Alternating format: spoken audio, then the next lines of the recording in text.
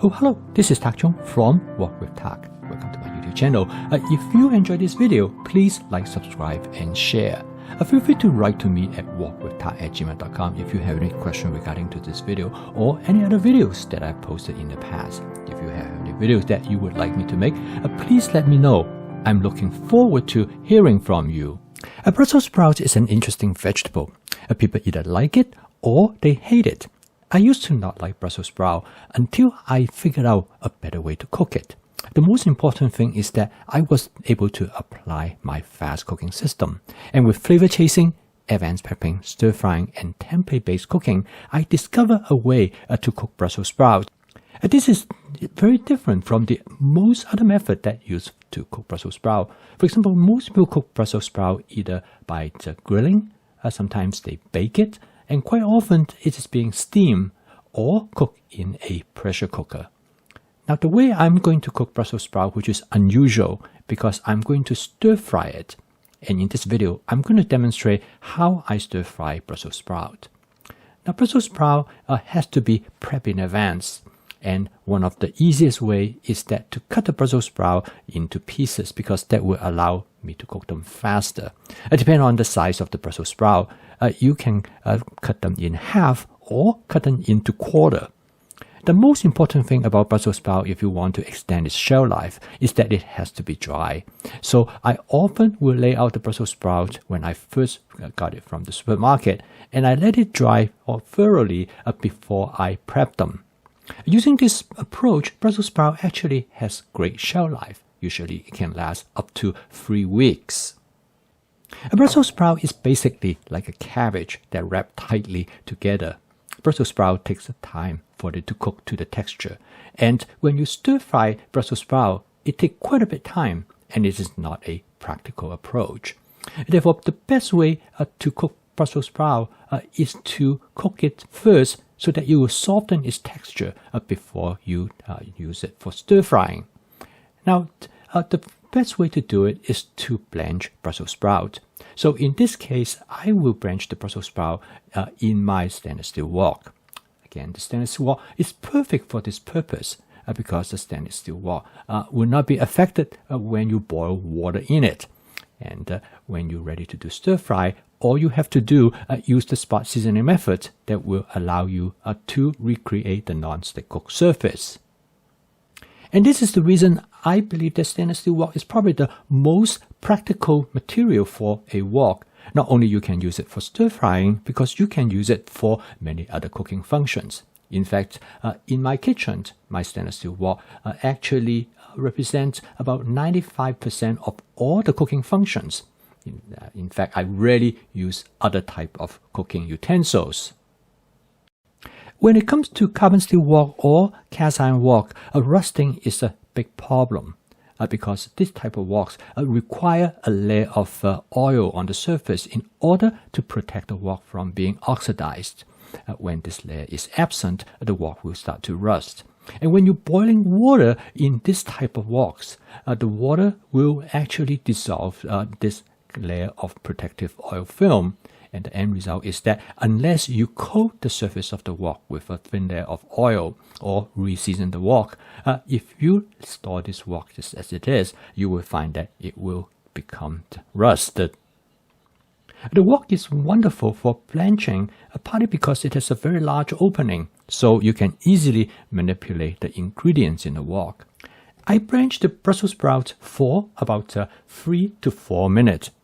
Before I take it out, I taste the texture and I reach the texture that I want. Then I transfer the Brussels sprout into a bowl of cold water. And some people will suggest that you should put it into a bowl of ice cold water. The cold water will stop the Brussels sprout from cooking any further. And also, the cold water actually first will retain the green color of the Brussels sprout. And secondly, it will also to retain a crisp texture, at least on the surface of the Brussels sprout. Again, you can adjust the time based on how much you want to cook them. In this dish, I'm going to cook the Brussels sprout with chicken. This is a basic template for stir-frying chicken. A template is a set of basic guidelines that will allow you to make modifications, to make substitutions of 2 for different kinds of food ingredients. The end result is that it will provide you with a lot of flexibility to create many diverse dishes. The basic guideline of this template is to shallow fry the chicken. Now, shallow frying is a method that is very similar to deep frying, with the exception is that you only use a small amount of cooking oil and you fry one side of the food ingredient first before you turning over to fry the other side. Now, shallow frying have the same property as deep frying, is to create ingredients that have a crispy texture. The first step is to create a non-stick cooked surface using my spot seasoning method. And one thing I really like about my stainless steel wok is because it has a large flat surface area. This allows me to spread out the chicken in a thin layer. And the end result is that I can fry the chicken on one side. However, in order to create a crispy outer texture, I apply a breading. And this includes by first coating the chicken with my basic seasoning mix. And then this is followed by addition with some sugar, which will caramelize the chicken. And then I coat the chicken with cornstarch. This method is very simple and straightforward, but it creates wonderful flavor and great texture for the chicken. It is very similar to deep frying, but you have much better control in terms of how much you want the chicken to be fried. And the end result is that you have a lot of flexibility. This is a template that you can cook the chicken and cook it with almost any type of vegetable that you would want to add to the chicken. Because the chickens are cut in thin slices, which allow me to cook them very quickly. In fact, it takes only about somewhere between 45 to 90 seconds to have the chicken to be fried on one side before I turn them over to fry the other side. Again, it depends on how much you want the chicken to be fried. You can adjust the time accordingly. As you can tell that when I flip the chicken over, the chicken has been fried in such a way that it's causing some charring. And it's due to the presence of the sugar, which lead to caramelization. And also the basic seasoning mix, which contain onion flakes. And that will also attach the chicken and results in charring. This method is excellent because it creates great flavor on the chicken. It reminds the flavor of the chicken being grilled. And this is probably one of the best way, in my opinion, to cook chicken in this way before you stir fry them. My wife loves how I cook this chicken. She's not a big fan of chicken. In the past, my other way to cook chicken, she really did not like them. Because she thinks the chicken was a bit too stringy and sometimes they're kind of a bit tough. But using this method, she really enjoyed them. In fact, she will not eat chicken that is cooked any other way. I'm going to season the chicken with about 1.5 tablespoons of oyster sauce. And I'm also going to add about 1 tablespoon of hoisin sauce.